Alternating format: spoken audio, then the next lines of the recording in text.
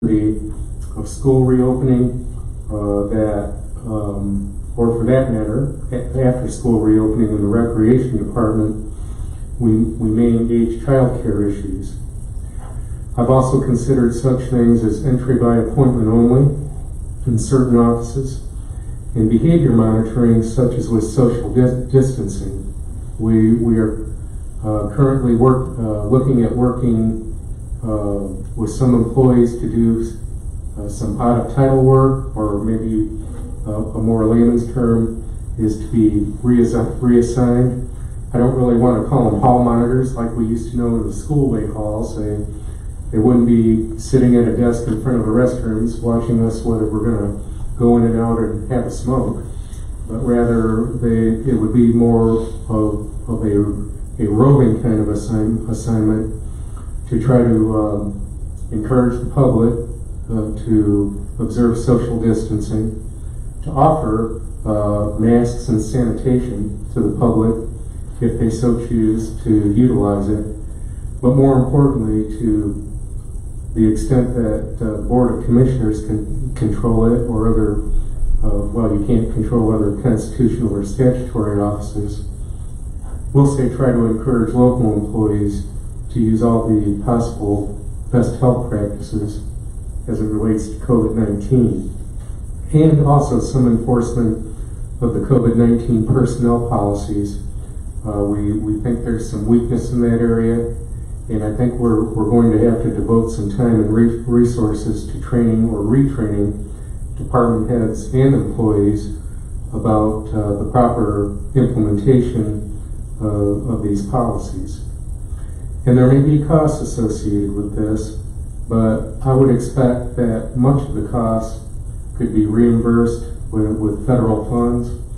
And in fact, if we meet next week, I may present to you some opportunities with some alternative federal funding sources that I believe we're going to be assured to receive, that will help us with many COVID-19 measures, future, current, and hopefully past. In fact, I hope some of the money that's identified can help plug some holes and reimburse some of the costs we have going back to March 27th when the presidential declaration was made.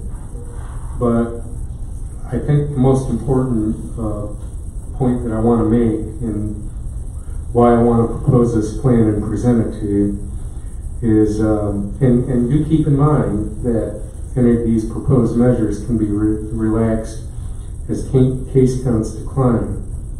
But in my firm opinion, we're now at code red, and at least in our community, and certainly others and in other states.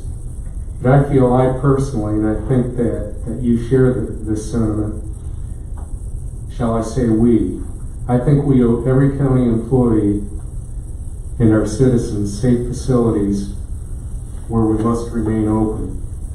And if we are going to be open, we have to do it smart. And it's not about being macho, it's not about being political. I don't want to be sick. I don't want anybody in this room to be sick, or their families or friends. I don't want anybody to be sick with this stuff. I have only very few testimonials of how it affects people, but particularly if it affects people who are, as the governor would say, medically fragile or vulnerable, particularly on the elderly, or people who have other types of medical issues where they're vulnerable. My own daughter, for example, who lives in Macon, or the other, well, no, not the other one, that's a whole other story, but she's a juvenile diabetic, type 1. She is very, very vulnerable, and she's 29 years old, and I have to remind her every chance I get to be careful. So it affects all of us. So as I proceed to work with this plan, which I think is very, very important, from my heart, I'm very, very hopeful that you will also take it seriously and allow it to be implemented. And I don't intend to be punitive or draconian I just want to do what's the best for our elected officials, our employees, and our citizens during this very critical time. And I promise you, Commissioner Rushing, that's all I have to say. Thank you. Now, do we have any comments from the commissioners or questions?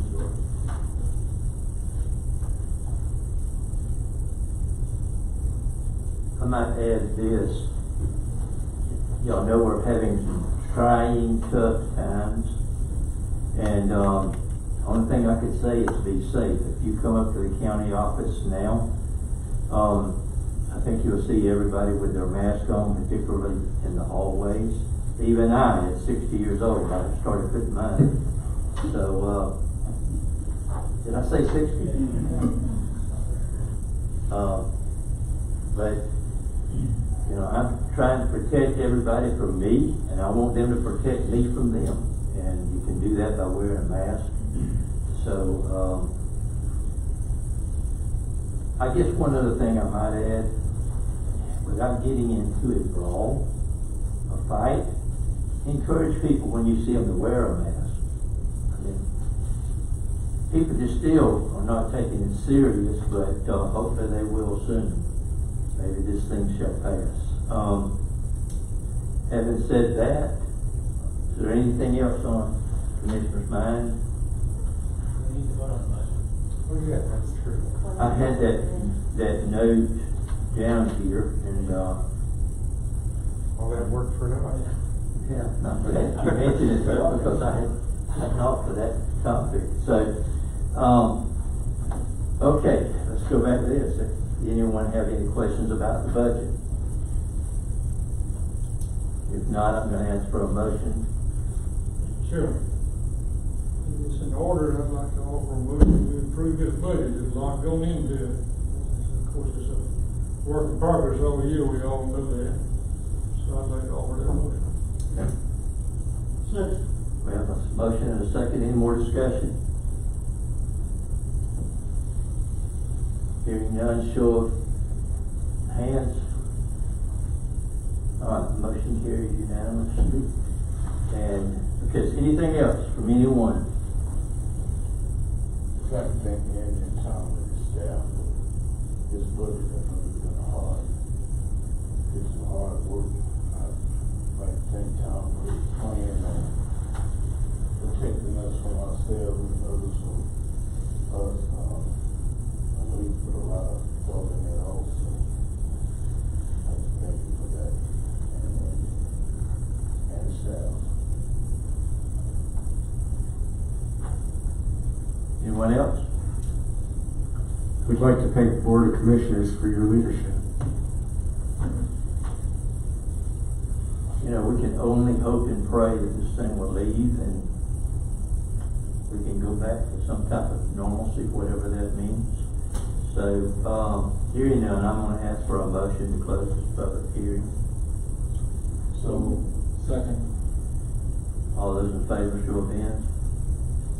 Okay, meeting adjourned. Thank y'all for coming. Have a safe July 4th weekend.